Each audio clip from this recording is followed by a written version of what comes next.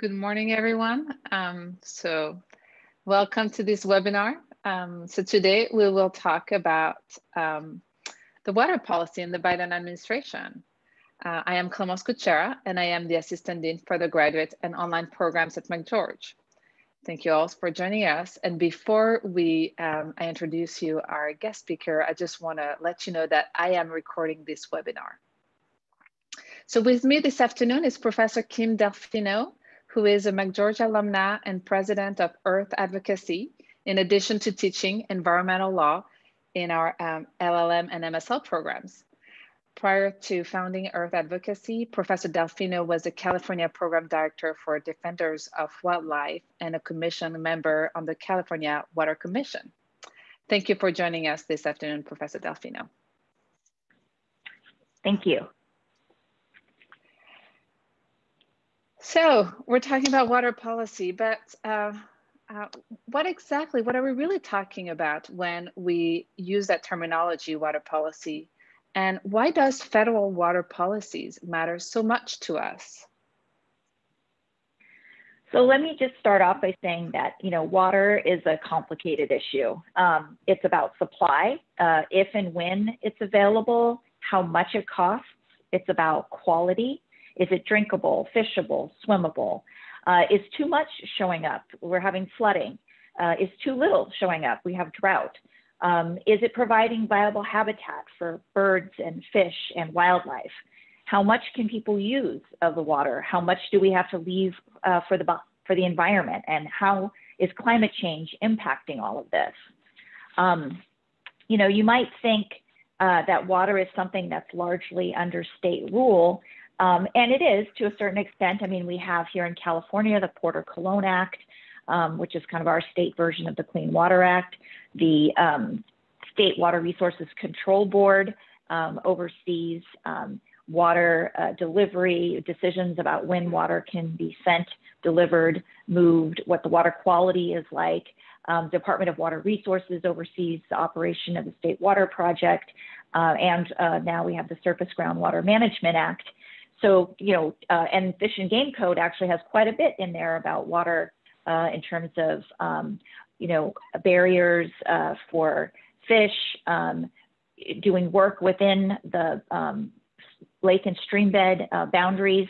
So definitely water policy, water law is very driven by the state. However, the federal government has an enormous part to play in all issues involving water. And I put the slide up here just to show that in California, the federal government through the Central Valley Project is a critical player in our water system. The Central Valley Project is the yellow lines there on the map. It's 400 miles of dams, reservoirs, canals, hydropower, and other facilities. It was started with the construction of Shasta Dam up in the north, up there at Redding, where you have Shasta Reservoir, but you have another 5 dams and reservoirs that are operated by the Bureau of Reclamation, which is within the federal government. You have here in Sacramento, Folsom Dam and Reservoir. You have San Luis down to the south, just near Los Banos. You have Friant, Trinity, and New Melones. And so, definitely, through the Bureau of Reclamation, the federal government has a major role here in California. But in addition to water supply, you also have the federal government administering the Clean Water Act, the Safe Drinking Water Act, the National Environmental Policy Act, Federal Public Lands Organic Acts, which have implications for water policy because a lot of those federal lands are at the headwaters and the watersheds of many sources of water. You have the Farm Bill, where money is distributed through programs like EQIP and the Conservation Stewardship Program that can provide benefits for improving water quality, and the list goes on. You also have many federal agencies, the Department of Interior, in which houses both the U.S. Fish and Wildlife Service and the Bureau of Reclamation. You have the EPA, Environmental Protection Agency. You have NOAA Fisheries within the Department of Commerce. You have the Department of Agriculture, the Department of Energy, the Federal Energy Regulatory Commission, who governs how we operate our dams, the Council on Environmental Quality that oversees the administration of NEPA, the National Environmental Policy Act, and the list goes on, and I'm sure I'm forgetting other federal agencies. So needless to say, who is in the executive branch, who is the president and the federal administration, has a large role to play in water issues in California and in other states. Thank you. So talking about our new president, President Biden has issued within the first few days of office, right, in office, a number of executive orders addressing water and environmental policies. So to me, this underscored like the urgency in making rapid and significant changes.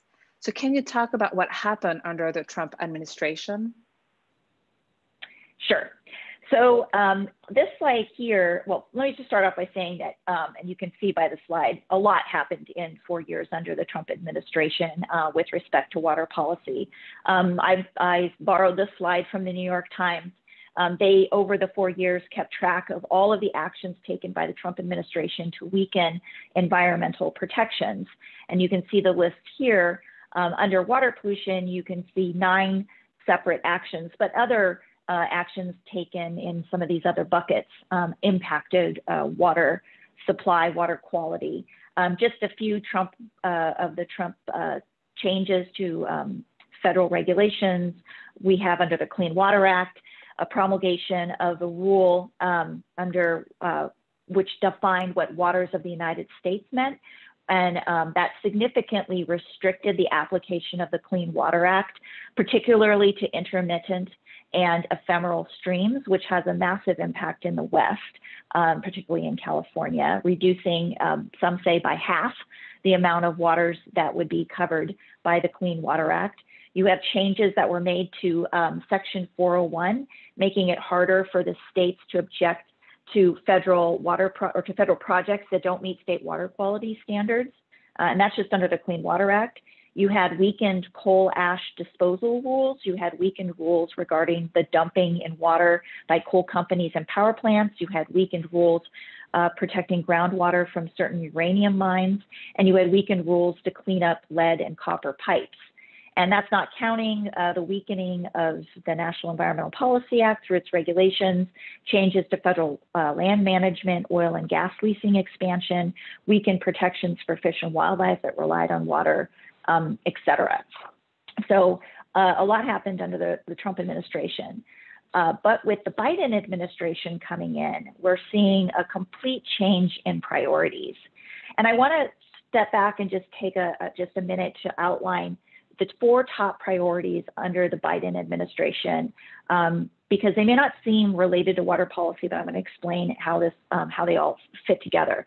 So when the Biden administration came in, they outlined their immediate 4 top priorities are, not surprisingly, COVID, economic recovery, climate change, and racial equity. These 4 priorities will have a profound impact on water policy, and we're seeing them play out, I think, I'm sort of characterizing it in 4 different ways. One is reversing Trump rollbacks. The other is considering the impacts of climate with a focus on resiliency, adaptation, and carbon sequestration, greater access to clean and affordable drinking water, and increased protections for people, land, and water. And as noted in the last month, which it's really only been a month, believe it or not, since the new administration came in, we've seen a lot of action. We've had executive orders that are revoking rules and past policy decisions. We've had executive orders announcing new proactive policies and proposed investments. We've seen a freeze on all pending regulations until full review is done. There's review of ongoing litigation being conducted by the Department of Justice, and we have new personnel leading the federal agencies. So let me talk a little bit for a minute about the personnel. A very wise policy person said to me a couple years ago, personnel is policy. And I didn't really think about that before, but I mean, it makes a ton of sense because who you put in place in your administration really indicates sort of the direction of where your policies are going to go.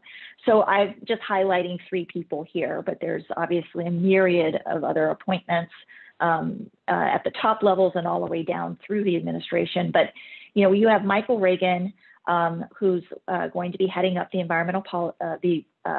Environmental Protection Agency. You have Gina McCarthy, formerly who headed up the EPA, who's now going to be a national climate advisor. And you have Deb Haaland, who was going to be the first Native American Secretary of the Interior. And actually her confirmation hearing will happen next week. And these folks are just a few of the personnel, but they really indicate the 180-degree change in the direction of the administration and how it will affect water. So let me just talk a little bit about the Trump rollback reversals. So you have a number of reversals that are going to be occurring. So the first is under the Clean Water Act. As I've already noted, the Biden administration has already targeted the April 21st, 2020 Navigable Waters Protection Rule, which was where the Trump administration's effort to define waters of the United States under the Federal Clean Water Act and replace the Obama era rule. As I already noted, the Trump rule significantly narrowed the class of waters protected by the Clean Water Act. The Navigable Waters Protection Rule has been challenged by states, tribes, and environmental groups in federal court in a number of jurisdictions. And on January 20th, President Biden did announce that the EPA and the Department of Defense, and the reason why the Department of Defense is here is because they oversee the U.S. Army Corps of Engineers, who also administer the Clean Water Act, that they would be then reviewing the federal waters definition.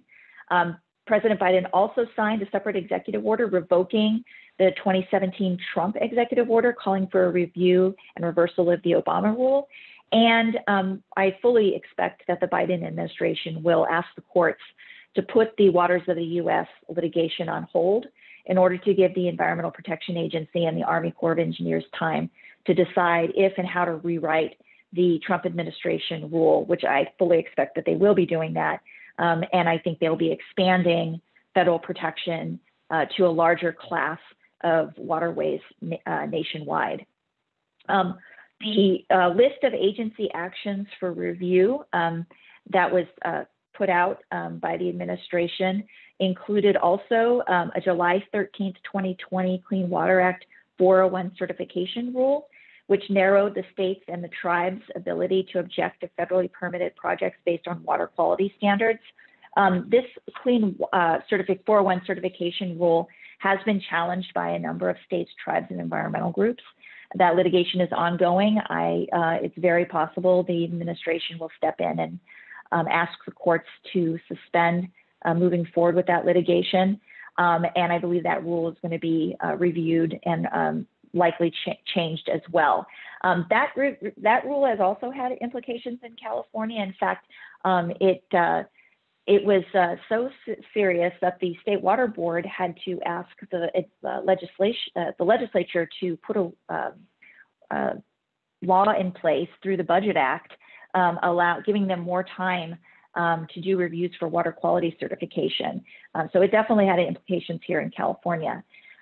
There's also under the Safe Drinking Water Act, the lead and copper rule, which was established in 1991 to establish a maximum contaminant level of 0 for lead in drinking water. I think we can all understand why you don't want lead in drinking water. And certainly watching what's happened in Flint, Michigan, we can see what the implications of not doing something results in. The Trump administration did update the rule to require cities to notify consumers who may be exposed to lead in their drinking water, but the rule also gave those folks a very long time, potentially up to 30 years, to actually replace the infrastructure that caused the contamination.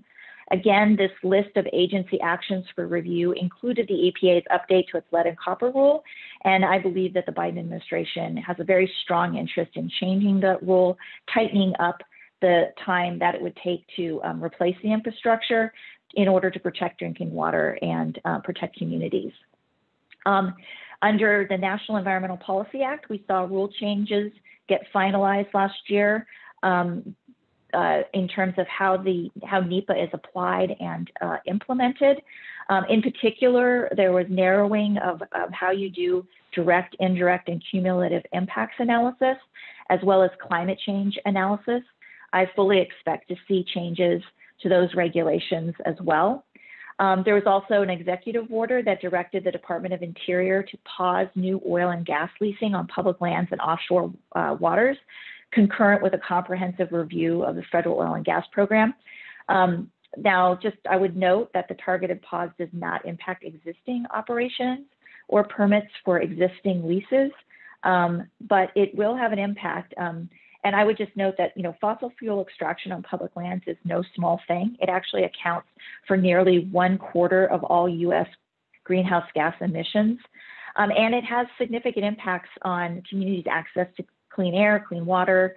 It impacts wildlife habitat and cultural and sacred sites. And then also I would note that the Migratory Bird Treaty Act rulemaking is another area that actually does affect water policy. You might wonder why, but when you think about it, migratory birds largely utilize water sources through their migration. You'll see them collecting in waterways and wetlands. I mean, here in the Central Valley, you just go down to the Consumnes Preserve and you can see a whole host of migratory birds moving through the area. The Trump administration had narrowed the application of the Migratory Bird Treaty Act to only intentional take. And this does impact water because if you're not able to protect birds, a lot of times it's translated into what are the impacts to their habitat, and that's water sources as well. And so I think you will see a reversal of the Migratory Bird Treaty Act rulemaking. So climate change is another bucket and where I think water policy is going to be changing based on the new administration. So water and climate scientist Brad Udall often says climate change is water change. And in other words, the most obvious and dire impacts of climate change are evidenced in the changes we're seeing to our waters and rivers. We've seen it here. We've had flooding and we've had drought. And drought is become deeper and longer. I mean, some folks are saying that California is back again on another precipice of a long-term drought. And this uncertainty really destabilizes our economy and our lives. And so, climate change really does have a profound impact. The executive order I've noted here, tackling climate change at home and abroad. In this, President Biden directed the White House Council on Environmental Quality, CEQ, and the Office of Management and Budget, otherwise known as OMB, who will review regulatory and budget actions by agencies, to require that federal permitting decisions consider the effects of greenhouse gas emissions on climate change. That means by implementing this, agencies like the Environmental Protection Agency, or EPA, is going to need to undo Trump-era rules that are severely curtailing things like when states and tribes can consider when opposing conditions or refusing to allow projects like pipelines and others that cause harm to waterways. That's the 401 certification rule. It also means that the Army Corps will have to rethink the Trump administration's fast-track permits for a number of water-destroying activities, otherwise known as nationwide permits. And so, this is definitely going to have an impact in water policy. Another exciting component that's in this executive order is a recognition of how coastal ecosystems and wetlands protect vulnerable communities, coastlines, sequester carbon, and support biodiversity. And it creates a civilian climate corps initiative, and where it will put people to work to preserve, sustain, and restore these ecosystems. So we might see a significant ramping up of restoration of water-dependent systems like coastal wetlands. And so, again, we're seeing climate change really become a cornerstone of the Biden administration's campaign. You'll see the note there, Build Back Better. This is all about, trying to put in place regulations and investment decisions that are going to, I think, have very big impacts on our water policy. The other item is the climate plan. The administration announced a $2 trillion climate plan that will provide a large amount of spending to shore up our built and natural infrastructure. This is money that will go into drinking water improvements, flood protection, and cleanup of abandoned oil and gas wells. And I would note that in that plan, the administration has proposed that disadvantaged communities, meaning those that are in predominantly low income and communities of color that have had heavy pollution burdens already imposed on them, those communities are supposed to receive 40% of the benefits of this spending. So that kind of leads me into the next bucket, which is greater access to clean and affordable drinking water. Now, this is something where I think California has definitely taken the lead. A number of organizations, environmental justice organizations like the Community Water Center and a number of other groups have really pushed this issue in California. And I think you're going to see the gauntlet picked up and really the Biden administration running with this. And I think it's because you've seen this sort of intersection of both COVID and equity, driving this greater effort to provide clean and affordable drinking waters to communities. Because, with COVID, you have to wash your hands. So you need access to clean water in order to be able to do that. And you need access to clean drinking water to drink, right? So the COVID proposal, the $1.9 trillion COVID relief proposal, includes $5 billion to cover water and energy bill arrears and $20 billion for tribal governments. This is money that could be used to provide running water to homes that currently don't have it. Also, I believe that the Biden administration is very likely going to be using state revolving funds as leverage for structural changes within the water sector. The state revolving funds, which get about $2.5 billion annually in appropriation, this fund facilitates low interest loans for water, sewer, and green stormwater projects. Last year, the House Democrats had proposed boosting the revolving funds by $62.9 billion over 5 years. And then we also see Department of Agriculture has grants and loans, which are primary funding sources for water infrastructure. This money can be used to leverage addressing certain issues with respect to restructuring of water systems, better aggregation of water systems, and substantial improvements to water systems. And then, as I've already noted, the climate plan does provide that disadvantaged communities should receive a 40% of that funding. This is a large amount of money that could really be used to address the clean and affordable drinking water problem that we have here in the United States. So the next bucket of water, where I see water policy being impacted, is through increased protections for lands and waters. Here, we have in one executive order, 2 actions that I've noted here, the 30 by 30 executive order and the pause on new oil and gas leasing. I've already talked about that pause on new oil and gas leasing. That definitely has impacts on water quality. But the 30 by 30 executive order is something that's very important. It stems out of an effort by scientists that were looking at the impacts of climate change and the extinction crisis driving a decline of biodiversity, and asking the question of what do we need to do to try to stem the worst effects of both the extinction crisis and the effects of climate change. And the scientists determined that we would need to protect half of our planet's lands and waters by 2050. And that seems like an enormous goal. So they then talked about a step down goal of protecting 30% of our lands and waters by 2030.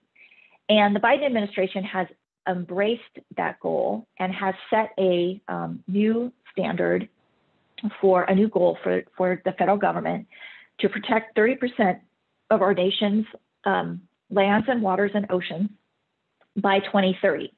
I would also note that California has adopted a similar executive order under Governor Newsom.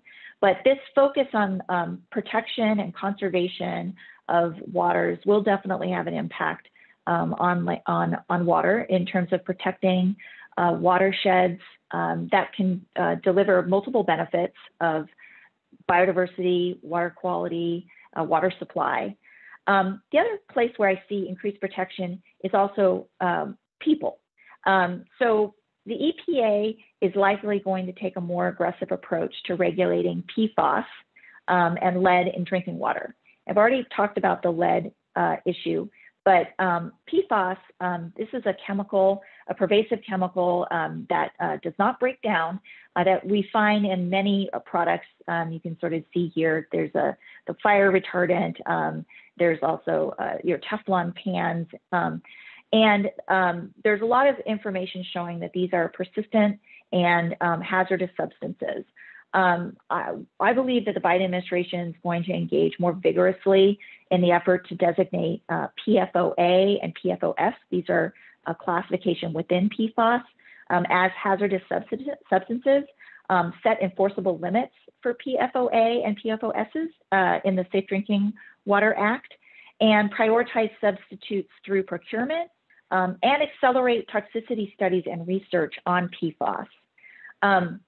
I would note, part of the reason why I think this is going to happen is that Michael Regan, who I've noted is going to be the head of the Environmental Protection Agency, has extensive experience in managing the PFOS regulatory process while he was the head of North Carolina's Department of Environmental the Department of Environmental Quality. North Carolina is a state that has been heavily impacted by PFOS contamination, and Michael Regan was a key player in holding the polluters accountable and trying to ensure the communities were getting clean water. The other place where I see the Biden administration focusing that will impact water is on the effects of plastic waste. To date, right now, most of the activity over plastics has been through citizen suits or at the state level. I mean, here in California, there's been a number of efforts to reduce plastics use through legislation, and if that's not resolved in the legislature, there's a ballot initiative that we'll see in November of 2022. But I believe the Biden administration is going to take a closer look at a pending NGO petition that seeks new and significantly broadened Clean Water Act treatment standards for organic chemicals and the plastics sector. So I think we're going to see activity there. Next slide. So I want to talk a little bit about California, and then we'll turn to questions, because, you know, it's kind of, California water is such a huge issue, and the federal government will have a significant role to play in some of the biggest issues facing California water. I mean, I've already talked about the administration of the Clean Water Act, which will definitely affect us, suspending oil and gas leasing, which does have an impact here in California. In the Central Valley, there's a large amount of Bureau of Land Management lands that have been offered up for oil and gas leasing, also along the Central Coast within the Los Padres National Forest. And, you know, 401 certification, I've already noted. So there's all the things that I've already talked about. But here in California, we're going to see, and I've just flagged what I think are some of the big water issues. One is the Bay Delta, right? We're sitting here, well, I'm assuming some of us are sitting here. I'm certainly sitting here in Sacramento in the heart of the Bay Delta. The Trump administration issued new biological opinions, which are essentially setting the rules in which the Central Valley Project can be, and the State Water Project can be operated, consistent with the Federal Endangered Species Act. And those biological opinions were very controversial because they substantially increased the amount of water that could be diverted out of the Bay Delta system, thereby affecting anadromous salmon and the highly endangered Delta smelt. And the biological opinions were on that list of actions by agencies that are currently frozen and under review. And I would just note that the Sacramento Bee, just within the last week, had a story that highlighted how federal scientists were sidelined during the Trump administration during the revision of those biological opinions.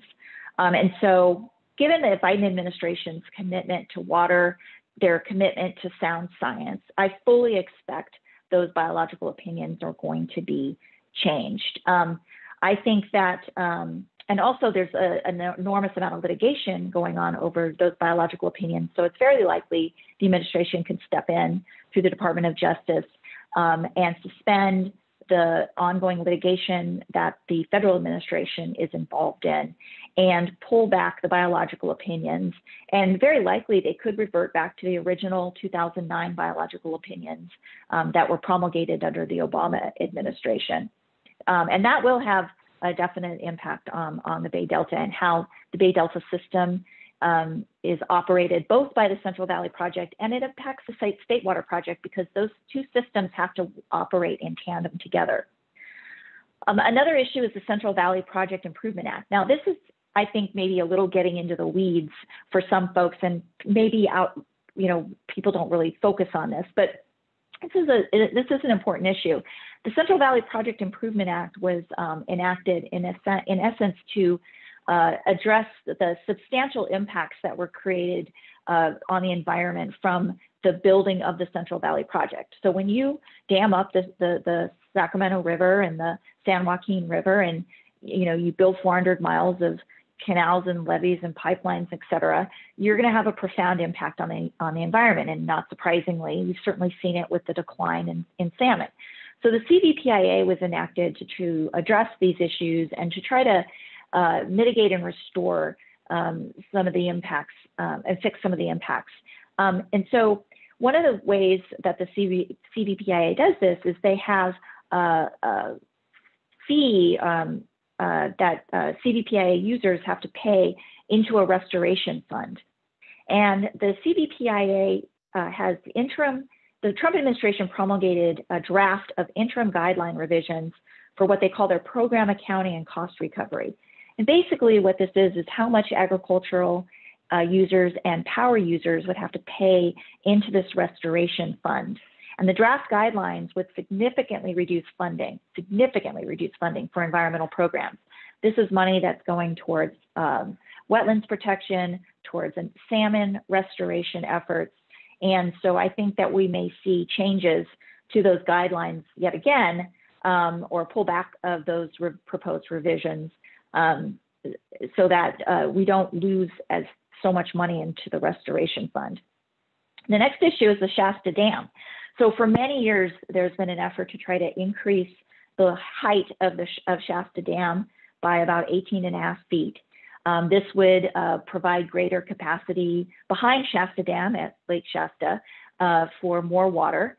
It's been highly controversial because it would flood out portions of the McCloud River. It would flood out cultural sites for the Wintu tribe. And so there's been a lot of fighting over whether or not the Shasta Dam would be raised. This was a big point that the Trump administration was trying to move forward, was pushing forward the raising of Shasta Dam.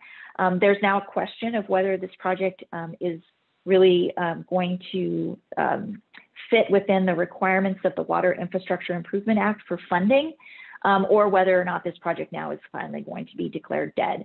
I'm guessing under the Biden administration, we're not going to see any movement on Shasta Dam whatsoever. There's not going to be any discussion of raising Shasta Dam.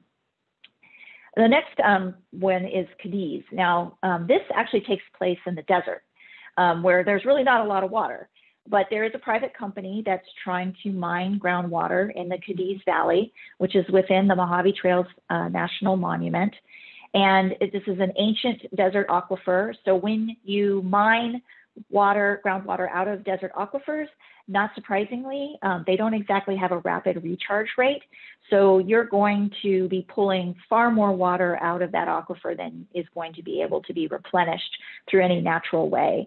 And so this project has been highly controversial because the fear, and it's a well-founded fear, that by pulling the groundwater out of this aquifer, you're going to dewater naturally occurring seeps and springs within the Mojave National Preserve, in particular Borrego Springs, which is a key water source for desert bighorn sheep. Not surprisingly, if you have actually occurring seeps and springs in the desert, they're highly important water sources because the desert lacks water sources. And the reason why the federal government has a role to play in this is because in order to move the groundwater that's being pumped out, they would have to move it through pipeline that would go over Bureau of Land Management land. And there's been an ongoing debate over how much environmental review this project should be receiving by the Bureau of Land Management in order to permit these pipelines. I suspect that this project is not going to be moving forward very quickly with the new administration, and that the previous solicitors' opinions that had been detailing the need for much more rigorous environmental review will be put back in place for Cadiz. And then finally, Salton Sea. The reason why I've flagged the Salton Sea is that it is a significant water issue in California, one that a lot of people don't really know a lot about because it's tucked way down in the southern eastern corner of California, although the Salton Sea is the largest inland water body in the state of California. And in many respects, it's a linchpin for the highly negotiated allocation of water on the Colorado River. The largest recipient of Colorado River water is the Imperial Irrigation District, who then irrigates large and vast amounts of agricultural land. And the Salton Sea is largely fed by water runoff from the agricultural lands.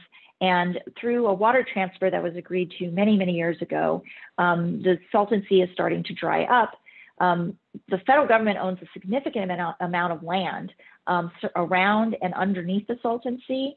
And previously, under the Obama administration, there had been a strong partnership between the state and the federal government in terms of how to address the issue of the Salton Sea, how to address the impacts of the declining Salton Sea, which by the shrinking of the sea, it's creating a decline in the habitat value that the sea did serve for migratory birds. When you remove 90% of the wetlands in the state of California, whatever remains wet becomes even more important to migratory birds. So not surprisingly, the Salton Sea had become a very important stopover for migratory birds. But also as the sea recedes, it's exposing large amounts of desert of playa, which is then in a windy area, which this area is windy, in a desert and arid area, creating dust, which is impacting the air quality of this region, which unfortunately this region is also a very poor and economically depressed area with poor public health. And therefore we see some of the highest childhood asthma rates around the Salton Sea. So addressing and figuring out how to put projects in place to address air quality and habitat is a critical component of how we manage the Salton Sea. And under the previous administration, there wasn't a lot of partnership there. I mean, there was some, but not nearly what we would need to see to address the scope and magnitude of the problem at the sea. And hopefully with the new administration, we'll just start to see a greater commitment of financial resources, as well as partnership in terms of putting projects on the ground. So I see those as being key areas in California water policy where the federal government has a very significant role to play. Thank you very much for this wonderful presentation. And so before I take questions from the audience, I'd like just to talk a little bit about how you are touching on these issues in the class that you teach for our LLM and MSL programs, your environmental law class. Sure. We actually are, yeah. So we touch on a lot of these issues. This is a survey course, so we're going forward and looking at a number of federal environmental laws.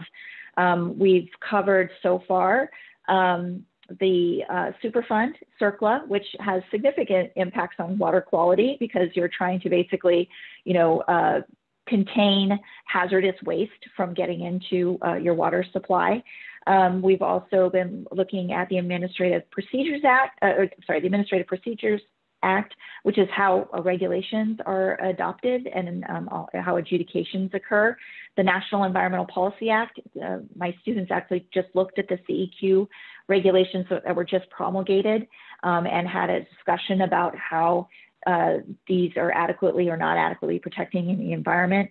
We'll be covering more of the Clean Water Act, and I know we'll be looking at the Waters of the United States rule. We'll be looking at the Endangered Species Act, which I've talked about some of the issues with respect to water policy with the Endangered Species Act. So we're touching on lots of these issues, and it's exciting because we're talking about all of these things as we're seeing a change in administrations and a significant shift in how these statutes and regulations are being interpreted, revised, and applied. Thank you. Fantastic. So for those of you who are interested in pursuing a master's degree in this field, McGeorge offers two master's programs, one for non-lawyers, Master of Science in Law, and another one for lawyers, our traditional LLM program. So both programs are fully online, and I feel like I need to say they were designed to be online. We didn't put them online because of COVID, so they will remain online post-COVID. And so these programs provide flexibility for individuals who are busy with work, family, or other obligations to continue to engage in these activities while pursuing a master's degree and advancing their career. So we teach those programs in an asynchronous format. That means that students generally do not need to be in the same place at the same time. This flexibility is coupled with, we think, an innovative approach to online interaction that encourages robust discussion and development of relationships between students with each other, but also between students and their professors. I think I've heard you use the terminology talk in class a few times, Professor Delfino, so it made me very happy to hear that there is indeed that exchange that is happening in the classroom, even though it's in an asynchronous format. So I think this is the end of our presentation, unless Professor Delfino, you have one more thing to say. Otherwise, I can open it up for Q&A. Oh, no, let's open it up for Q&A. I think I've said enough. Okay, so you just give me a quick sec. I'm not really sure why I'm not able to see the questions right now. I don't know if you are able to see them. Yeah, I'm looking at it. So okay. So there was just really one question, which is asking for a link to the presentation. I'm fine with sharing the presentation. I don't know what the rules are for that. Yeah, so we're recording so we're recording the presentation. So we'll send it to everyone who attended today's webinar, and also to those who were not able to join us, even though they're RSVP for it. So let me see if I got any questions. I don't see any questions in the chat. I see there's still folks online there. I recognize at least one person. So there's got to be a good question there somewhere, unless I was so comprehensive. Oh, I'm going to stop sharing. Got another question. Let's see. Can you see it? Yes. Oh, so one of the question is actually a comment with just offering to connect with you, Professor Delfino. So I'll put you in touch. Okay. Yes. Otherwise, I don't see no questions. I'm relatively surprised. Yeah, I covered a lot.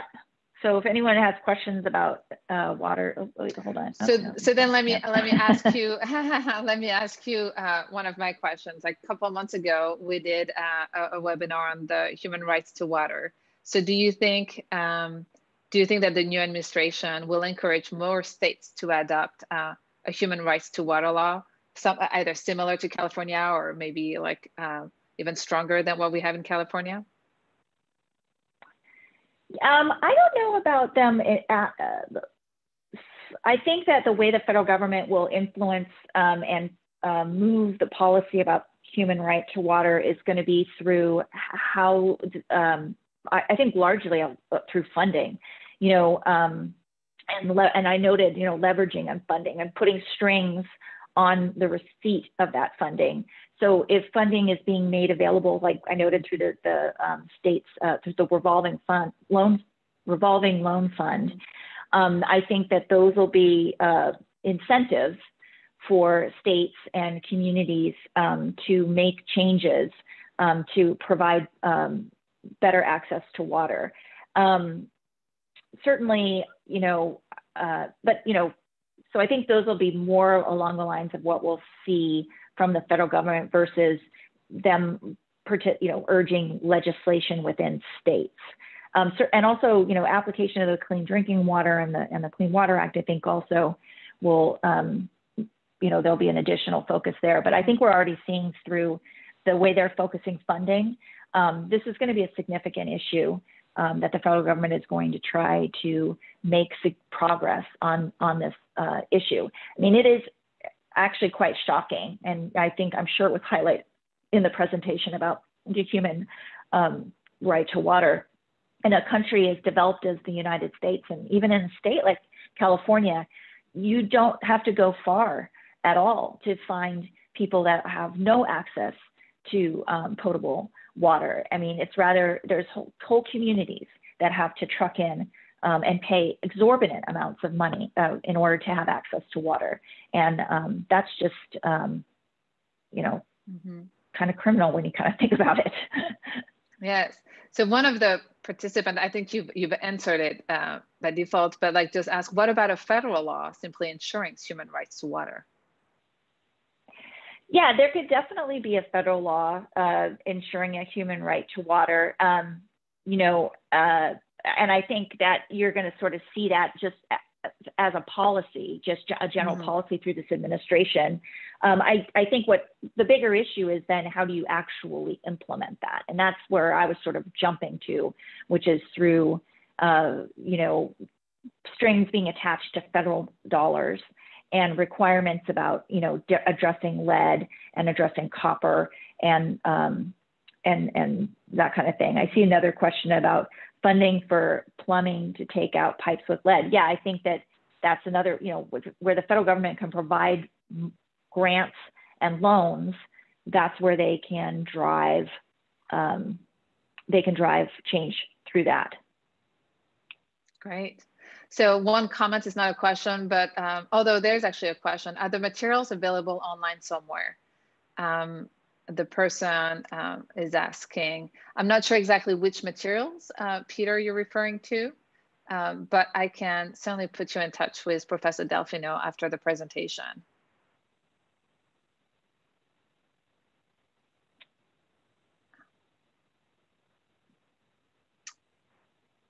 Any other questions?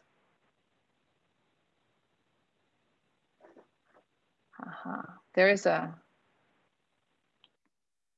Oh, I see. There is one. Here. Yes. So with the administration focus on climate. Okay, perfect. I'm going to read it out loud, just in case like not everyone can see it. So with the administration's focus on climate change, which includes rising temperatures, less snowpack, growth in California housing and population, continued need for water to be moved through the Delta and for people in the Central Valley. Why is the administration not pushing forward a plan or earmarking funds to move forward with greater water infrastructure in California? There's a comment, not infrastructure to revamp current water infrastructure, but to build more water storage infrastructure off of main artery rivers in California.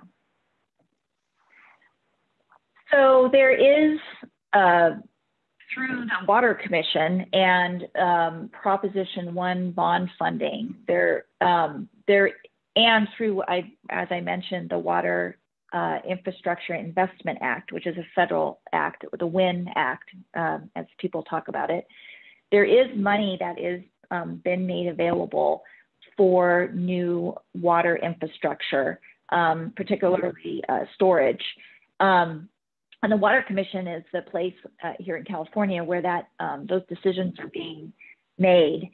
I think that, and I referenced Shasta Dam Raise was one of those projects, which I don't think is going to move forward. Temperance Flats is another one, which I don't think is going to move forward, largely because it's just not cost effective for the amount of money that it would cost for return on investment in terms of the water it would deliver. So but there are projects that are moving forward. There is an expansion of the Los Vaqueros Reservoir that I think will be moving forward, and I believe the federal government will support it. There's been discussion about changes with San Luis Reservoir, and then the creation of a brand new reservoir called Sites Reservoir that is being examined as well. And so it's very possible that those will move forward with the support of the federal administration. I think sites is the one where more work is being done in order to figure out how to best design it for, again, return on investment in terms of the amount of money spent, ensuring and making sure that you're getting a reliable water supply coming out of that reservoir. So definitely, I'm not saying that there shouldn't be infrastructure changes. There's also there can be more infrastructure, quote unquote, infrastructure changes that can be made to create a more resilient water supply through investments in water efficiency in the urban and suburban areas, water efficiency in agriculture. I think also the groundwater banking and also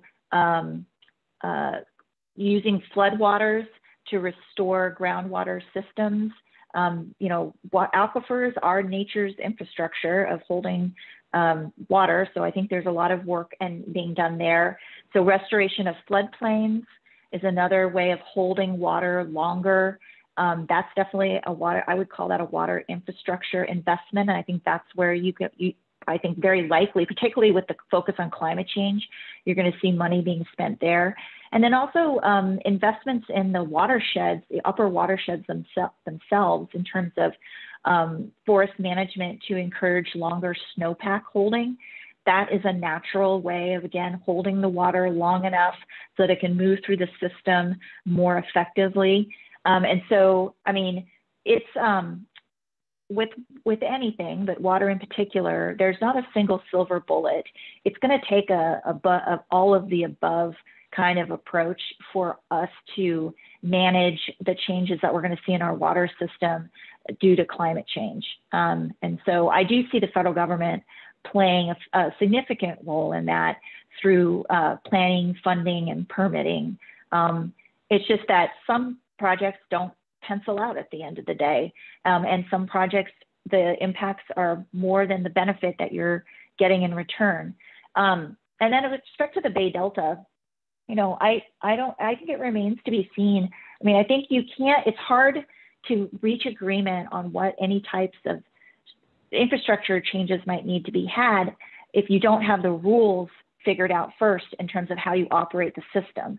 So I think that while there remains a continued détente, I wouldn't even say détente, I would say a stalemate over how those rules are put in place. And as long as the State Water Board is unable to finalize the water quality control plan and set those rules, the status quo will remain. And quite frankly, that status quo does not benefit the environment. It frankly benefits the water users, particularly the agricultural water users. So, my hope is that the federal administration will sort of rejigger the playing field so that we have a better set of conditions in order to be able to resolve these issues. Because at the end of the day, doing nothing is not an option for anyone. Thank you. Thank you very much. So I don't see any additional questions. So I think to be respectful of people's time, I think we originally said the webinar was going to be roughly 30 minutes and we're getting close to the hour. So I think we can end it here. Thank you very much, Professor Delfino, for being with us today. And thank you everyone for being our guest. You will all receive the recording of this presentation as soon as Zoom makes it available to us. And if you have any additional questions, feel free to simply reply to that email. Thank you, everyone, and have a great day. Thank you.